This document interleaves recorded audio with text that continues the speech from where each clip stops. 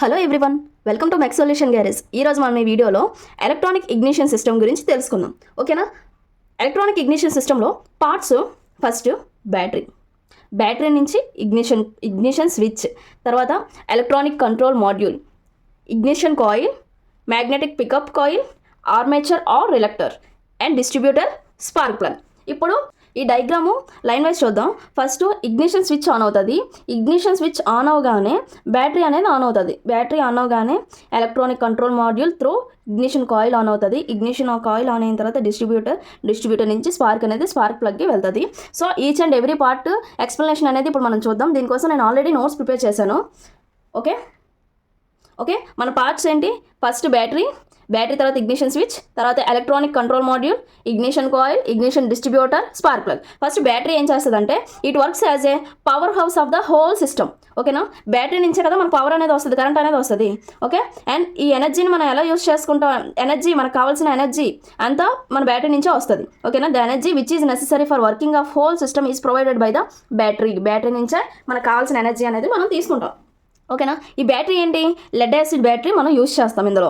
ఓకేనా? దీనికి మరి బ్యాటరీకి ఛార్జింగ్ అనేది ఎలా ఉంటుందంటే డైనమో యూస్ చేసి మనం దీనికి రీఛార్జ్ అనేది చేస్తాం. A lead acid battery is used in the system to provide electrical energy. This battery is rechargeable and it gets recharge through the dynamo through engine. ఓకేనా? ఇప్పుడు నేను ఏదైతే పాయింట్ చెప్పానో అదనమాట.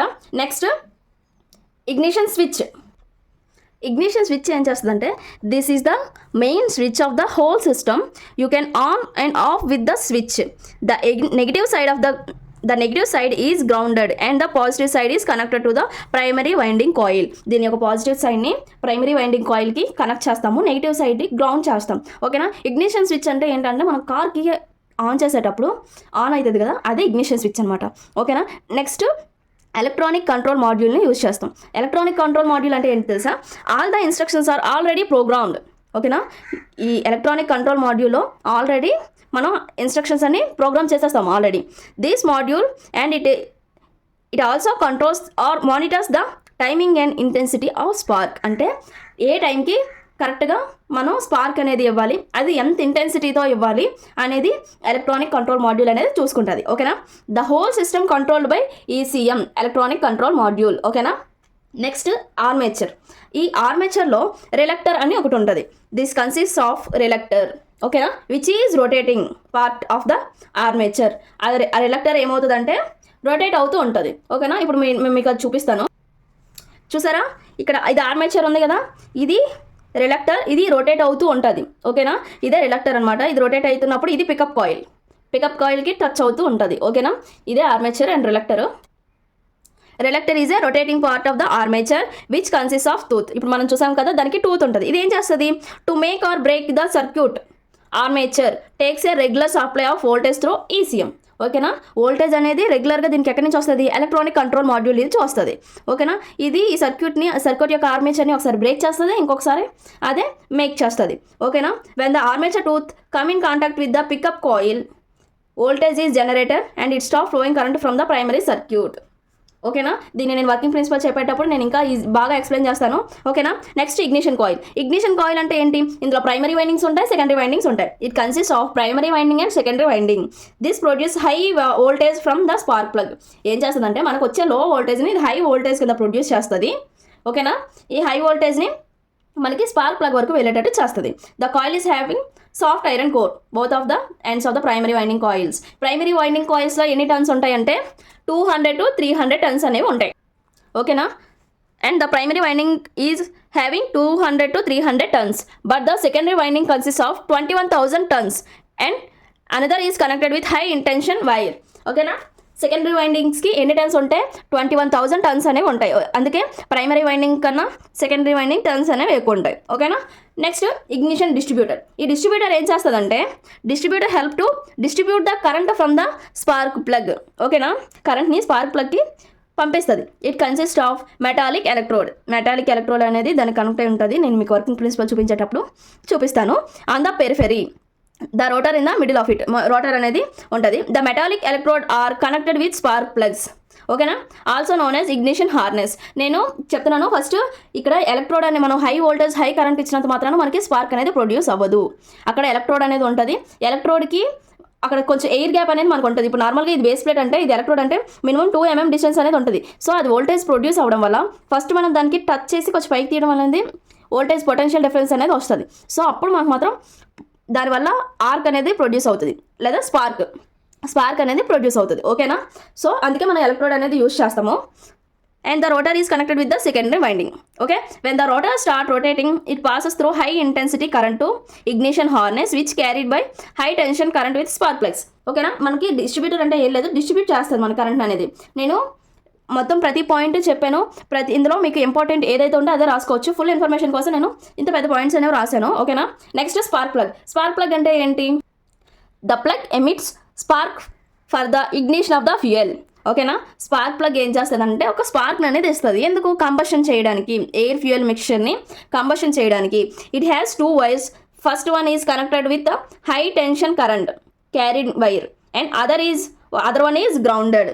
ఓకేనా, because of the potential difference it create the spark and combustion takes place. నేను already distributor గురించి చెప్పినప్పుడు, ఎలక్ట్రోడ్ గురించి చెప్పేటప్పుడు ఈ పొటెన్షియల్ డిఫరెన్స్ వల్ల మన కంబషన్ అనేది జరుగుతుందని చెప్పాను కదా, సేమ్ పాయింట్ సేమ్ అనమాట. నెక్స్ట్ దీని యొక్క వర్కింగ్ ప్రిన్సిపల్ అనేది మనం చూద్దాము. ఓకే, వర్కింగ్ ప్రిన్సిపల్ చూద్దాం. Okay, when the driver insert the key into the car for switching on the ignition switch just after the battery starts and it supply current to the system. అంటే ఏంటంటే driver ఎప్పుడైతే ignition switch అనేది on చేస్తాడో అది on అవ్వగానే battery కూడా ఆటోమేటిక్గా on అవుతుంది. ఓకేనా, బ్యాటరీ ఆన్ అవుతుంది. ఇది అప్పుడు కరెంట్ అనేది ఇక్కడ నుంచి కరెంట్ని పాస్ చేస్తుంది, ఓకేనా. ఓకే, నెక్స్ట్ ఏంటంటే current passes through the ignition switch and move towards the ignition coil. Okay, ignition coil కూడా అది అలా ట్రాన్స్ఫర్ అవుతుంది ఆ current. And then start passing through the primary winding coil అనేది అది కరెంట్ అనేది సప్లై చేస్తుంది. As the current passes through the primary coil the pickup coil got ignited. ఓకేనా, పికప్ కాయిల్ అనేది యాక్టివేట్ అవుతుంది. ఓకేనా, ఇక్కడ పికప్ కాయిల్ ఉంది కదా, ఎప్పుడైతే ప్రైమరీ వైండింగ్ కాయిల్కి మనం పాస్ చేసామో ఆటోమేటిక్గా మ్యాగ్నెటిక్ పికప్ కాయిల్ అనేది యాక్టివేట్ అవుతుంది. ఇది యాక్టివేట్ అయిన తర్వాత ఈ పికప్ కాయిల్ అనేది ఎలా ఉంటుంది? ఆర్మేచర్లో ఉంటుంది. ఓకేనా, it receive currents as voltage on the pickup. Okay, just after receiving the voltage the reluctor start rotating. ఓకేనా, విచ్ కన్సిస్ట్ ఆఫ్ టూత్. ఇవి ఉన్నాయి కదండి, ఇవి టూత్ అనమాట. ఎప్పుడైతే పికప్ కాయిల్కి యాక్టివేట్ అయిందో ఆటోమేటిక్గా ఈ రిలక్టర్ ఉంది కదా, రిలక్టర్ అనేది రొటేట్ అవుతుంటుంది. దానికి టూత్ అనేవి ఉన్నాయి కదా, ఓకేనా. When the tooth come in contact with the pickup coil, ఇప్పుడు చూసారా ఇది కాంటాక్ట్లో ఉంది. పికప్ కాయిల్ కాంటాక్ట్లో ఉండేటప్పుడు ఏం చేస్తుంది? Start sending a signal to ECM. ఈ ఎలక్ట్రానిక్ కంట్రోల్ మాడ్యూల్కి ఒక సిగ్నల్ అనేది పంపిస్తుంది. ఏంటంటే నేను కరెంట్ అనేది ప్రొడ్యూస్ చేస్తున్నాను, బ్యాటరీ నుంచి కరెంట్ ప్రొడ్యూస్ చేయ అవసరం లేదు అని చెప్తుంది. అప్పుడు ఏం చేస్తుంది? After receiving the voltage signals it stop the current supply from the battery నుంచి కరెంట్ సప్లై ఇవ్వడం అనేది మానేస్తుంది. ఎందుకంటే దీని నుంచి మనకి ఇగ్నిషన్ కాయిల్కి కరెంట్ అనేది సప్లై అవుతుంది కదా, ఓకేనా. నెక్స్ట్ ఏమవుతుంది? ఇది రొటేట్ అవుతుంది కదా రిలక్టర్, ఇది ఎలా రొటేట్ అవుతుంది? కరెక్ట్గా ఇక్కడ టూత్ దగ్గర కాంటాక్ట్ ఉంది కాబట్టి ఇప్పుడు కరెంట్ పంపించింది. నెక్స్ట్ ఈ స్పేస్లోకి వెళ్ళేటప్పుడు కరెంట్ మళ్ళీ రాదు కదా, సో అప్పుడు మళ్ళీ వోల్టేజ్ అనేది తగ్గిపోద్ది. వోల్టేజ్ తగ్గినప్పుడు వెంటనే మళ్ళీ ఎలక్ట్రానిక్ కంట్రోల్ మాడ్యూల్కి మళ్ళీ మనం సిగ్నల్ పంపిస్తుంది, చేంజ్ ఇన్ వోల్టేజ్ వచ్చింది అని. అప్పుడు ఏం చేస్తుంది అంటే it sense the change in voltage and then it again sending a signal of change in voltage to ECM. ECM ఏం చేస్తుంది? ఆల్రెడీ ప్రోగ్రామ్ అయిన ఉంది కదా, సో ఇది ఏం చేస్తుంది అంటే మళ్ళీ చేంజ్ ఇన్ వోల్టేజ్ ఉందని మళ్ళీ పంపిస్తే మళ్ళీ బ్యాటరీ నుంచి మళ్ళీ కరెంట్ పాస్ అవుతుంది ప్రైమరీ కాయిల్కి. మళ్ళీ ఎప్పుడైతే ఈ టూత్ మళ్ళీ కాంటాక్ట్లోకి వచ్చిందో బ్యాటరీ అయిపోతుంది, మళ్ళీ ఇక్కడ నుంచి కరెంట్ వస్తుంది. మళ్ళీ ఇక్కడ ఎప్పుడైతే స్పేస్ మళ్ళీ వచ్చిందో చేంజ్ ఇన్ వోల్టేజ్ కనిపిస్తుంది, మళ్ళీ ఎలక్ట్రానిక్ మాడ్యూల్కి సిగ్నల్స్ అవన్నీ పంపిస్తుంది, అప్పుడు బ్యాటరీ అయిపోతుంది, దీని నుంచి కరెంట్ వస్తుంది. ఇది ఎప్పుడైతే ఆగిందో మళ్ళీ దీని నుంచి వస్తుంది. ఇలా కంటిన్యూస్గా make and break of the current circuit మనం మేక్ చేస్తున్నాం, మళ్ళీ బ్రేక్ చేసేస్తున్నాం. ఇలా కంటిన్యూస్గా మేక్ అండ్ బ్రేక్ చేసేటప్పటికి ఏమవుతుందంటే it create a magnetic field inside the coil, ignition coil. ఈ ఇగ్నిషన్ కాయిల్కి ఏం చేస్తామంటే మ్యాగ్నెటిక్ ఫీల్డ్ అనేది ఇచ్చేస్తుంది. So because of the secondary winding EMF అనేది ఇండ్యూస్ అవుతుంది. సో ద వోల్టేజ్ ఈ supply to the distributor, high voltage produce అవుతుంది చూసారా.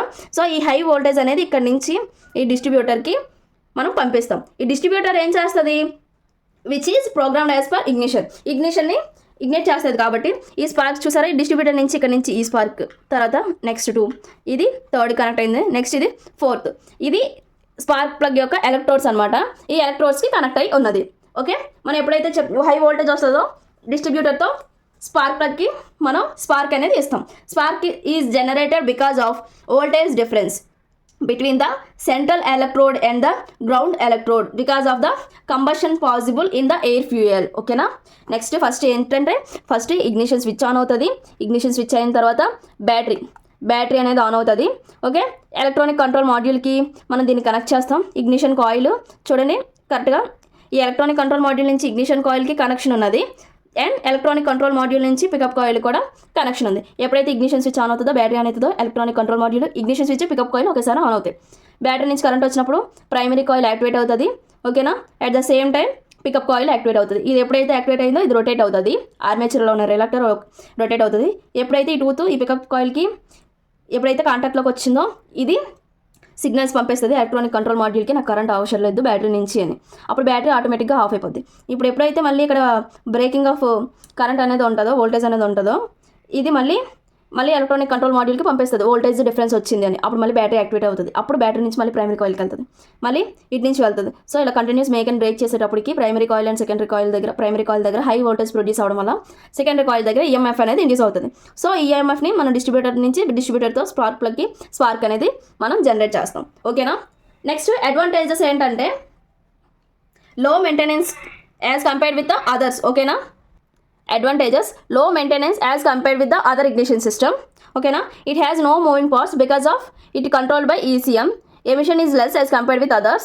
It increases the efficiency of the engine. The vehicle is the system has longer life and reliability ఎక్కువగా ఉంటుంది. And ఈ system చాలా యాక్యురేట్గా ఉంటుంది వేరే బ్యాటరీ ఇగ్నిషన్ అండ్ మ్యాగ్నెటో ఇగ్నిషన్తో కంపేర్ చేసుకుంటే. దీని యొక్క డిసడ్వాంటేజెస్ ఒకటి వెరీ ఎక్స్పెన్సివ్గా ఉంటుంది. ఓకేనా. మీకు ఈ వీడియో నచ్చినట్టయితే లైక్ చేయండి, షేర్ చేయండి, సబ్స్క్రైబ్ చేయండి. ఓకేనా. ఆల్రెడీ ఇంతకుముందు నేను నోట్స్ చూపించాను కదా, అందులో ఏం లేదు. ఇప్పుడు నేను ఏదైతే చెప్పానో సేమ్ నోట్స్ అనేది ఉంది. మీరు నోట్స్ ఏమైనా రాసుకోవాలనుకుంటే జస్ట్ టేక్ ఏ స్నాప్. ఓకేనా. ఇది అవుట్లైన్ డయాగ్రామ్. ఓకే, మీకు ఈ వీడియో నచ్చినట్టయితే లైక్ చేయండి. Thank you so much from mess solution garage.